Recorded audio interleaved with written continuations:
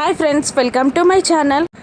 బాగి FM స్టేషన్లో programme ఇస్తూ ఉండగా అనామిక ఆరులా మాట్లాడడం పిల్లలు పెద్దవాళ్ళు అమర్ అందరూ విని టెన్షన్ పడుతూ ఉంటారు, షాక్ అవుతూ ఉంటారు. ఇక వాళ్ళని ఎలాగైనా డైవర్ట్ చేయాలని అక్కడికి వచ్చిన మనోహరి పిల్లల మాటల్ని వింటూ అమ్మ ఎఫ్ఎంలో మాట్లాడింది అని అంటున్న పిల్లల మాటల్ని ఖండిస్తూ లేదు నేను మాట్లాడాను అని అనేస్తుంది మను. అంటే మా అమ్మ వాయిస్ నేను గుర్తుపట్టలేదు అంటున్నారా మీరు అని అంజు కోపంగా అంటూ ఉండగా నిజంగా అంతే అని మను అనేస్తుంది. ఇక పెద్దవాళ్ళ దగ్గరికి అంజు వెళ్ళి నిజంగా నా తాతయ్య మాట్లాడింది అమ్మ కాదా, నేను నిజంగా అమ్మ వాయిస్ మర్చిపోతున్నానా అని అంజు అడుగుతుండగా నేను చెప్పేవన్నీ నిజాలైతే బాగుండమ్మా, కానీ అలా కావు కదా అని అంటూ ఉంటాడు బాధగా సదాశివం. మళ్ళీ మనోహరి ఇలా అంటుంటుంది, నిజానికి నేను ఇలా మీ అందరినీ బాధ పెట్టడానికి చేయలేదు, భాగ్య సంతోషం కోసం చేశాను. ఎప్పుడు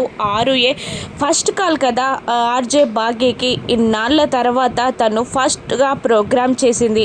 భాగ్య సంతోషం కోసం 6లాగా నేనే మాట్లాడాను. సారీ అంకుల్, ఇలా చేసినందుకు మీరందరూ ఇంతలా బాధపడతారని నాకు తెలియదు అని మను అంటూ ఉండగా పర్లేదమ్మా, కానీ మేమే ఇంతలా టెన్షన్ పడ్డాము అంటే అమర్ పొజిషన్ ఏంటో ఒక్కసారి ఆలోచించు, ఒక్కసారి అమర్కి కూడా ఫోన్ చేసి నిజం చెప్పాయి అని అంటూ ఉంటాడు ఆ సదాశివం మనోహరిని. అలాగే అంటుంది మనోహరి. ఇక ఎఫ్ఎం స్టేషన్ నుండి భాగ్యని తీసుకొస్తూ ఉంటాడు అమర్. ఇక ఆరు తనతో మాట్లాడిందని చాలా సంబరపడిపోతూ ఉంటుంది భాగ్య.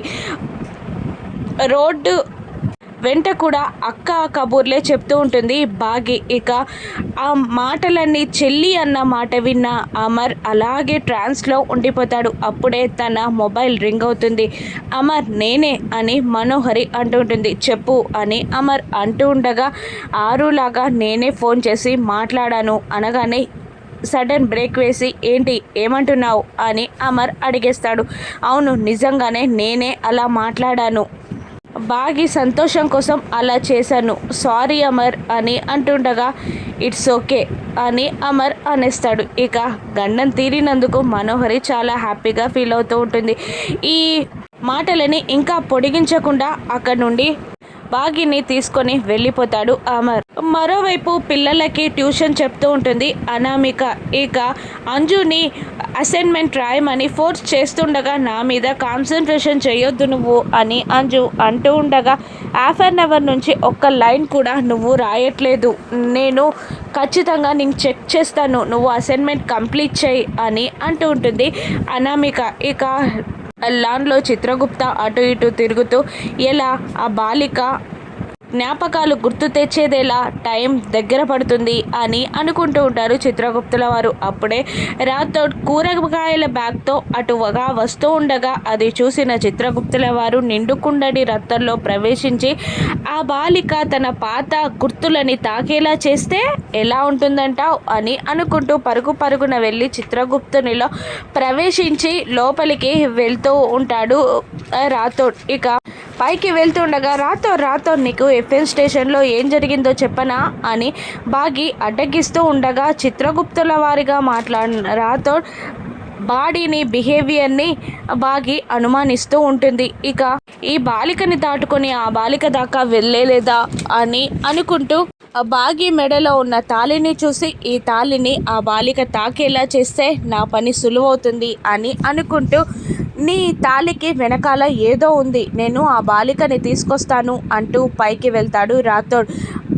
అక్కడ రాథోడ్ మాట్లాడిన విధానాన్ని బట్టి పిల్లలు అనామిక అందరూ కన్ఫ్యూజ్గా ఉంటారు. ఏంటి రాథోడ్ ఇది, నీ బాడీ లాంగ్వేజ్ ఏంటి, నీ లాంగ్వేజ్ ఏంటి ఇలా మారిపోయింది అని అంటూ ఉంటుంది అంజు. ఇక బాలిక నీకోసం బాకీ బాలిక ఎదురు చూస్తుంది అని అంటూ ఉండగా నేనెందుకు రావాలి అని అనామిక అడుగుతూ ఉంటుంది. ఖచ్చితంగా వచ్చి తీరాలి నువ్వు అని రాథోడ్ బలవంతంగా అనామికని కిందికి తీసుకొస్తాడు. రాథోడ్ పక్కగా నిలబడగా బాగి అనామిక ఇద్దరు ఒకరి ముఖాలు ఒకరు చూసుకుంటారు. ఏంటా అన్నట్టు, రాథోడే తీసుకొచ్చాడు, మీకేదో ప్రాబ్లం అంట అని అనామిక అంటూ ఉంటుంది. ఇక లేదే, నాకేం ప్రాబ్లం లేదే అని అంటుంటుంది బాగి.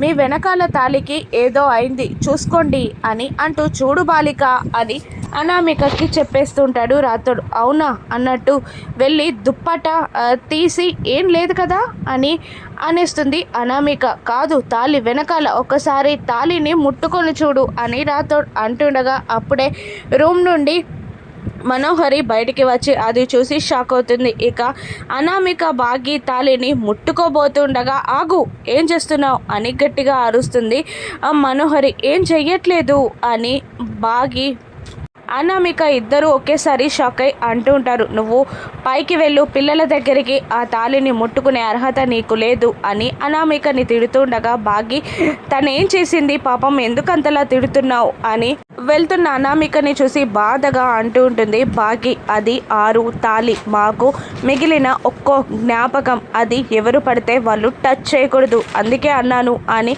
మనోహరి అంటుంది. ఇక బాగి అయోమయంగా చూస్తూ ఉంటుంది. నీలాగా పచ్చకామర్లు వచ్చిన వాళ్ళు లోకమంతా పచ్చగానే కనబడినట్టు తను అటువంటిది కాదు అని అంటూ ఉంటుంది బాగి మనోహరి మాటలకి హట్ అయి. మరోవైపు మనోహరి టెన్షన్గా స్వామీజీని కలవడానికి వెళ్తుంది. ఎందుకు వచ్చావు అని అడుగుతూ ఉండగా నాకేదైనా పరిష్కారం చూపించండి అని మనోహరి అడుగుతూ ఉంటుంది. లేదు, ఆరుకి అనామికకి మధ్యలో ఒక పలుచటి పొర మాత్రమే ఉంది.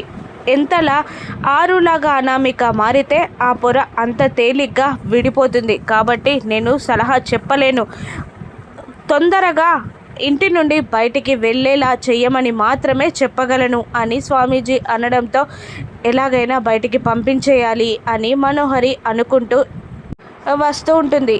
ఇక సదాశివం గారు ఏదో కట్బోర్డ్లో వెతుకుతూ అన్ని ఫైల్స్ విసిరేస్తూ కోపంగా అక్కడ ఉండగా, ఏంటో అడగండి నేను వెతికి పెడతాను అని అంటూ ఉంటుంది నిర్మలమ్మ. చెప్పిన పని చేయడం చేత కాదు కానీ నాకేదో సహాయం చేస్తుందంట, ఇప్పుడు ఇచ్చినవి ఇచ్చినట్టు జాగ్రత్త చేయాలని తెలీదా అని మండిపడుతూ ఉంటాడు సదాశివం గారు. అయినా ఇప్పుడు మీరు ట్రైనింగ్లో ఉన్న ఫోటో మీకెందుకండి అని నిర్మలమ్మ అడుగుతుండగా, నాకు కావాలి, నేను చూడాలి అనుకుంటున్నాను అని సదాశివం అనేస్తాడు. అటువైపుగా వెళ్తున్న అనామిక బాగి ఆ మాటలని వింటూ ఉంటారు. ఇక మళ్ళీ 6 గుర్తులని 6 వస్తువులని అనామిక తాగుతుందా, గతం గుర్తొస్తుందా, మనోహరి ఏ విధంగా అడ్డుకోనుంది, చిత్రగుప్తుల వారు సక్సెస్ అవుతారా, రాను నెప్సెస్లో చూద్దాం. Thank you for watching.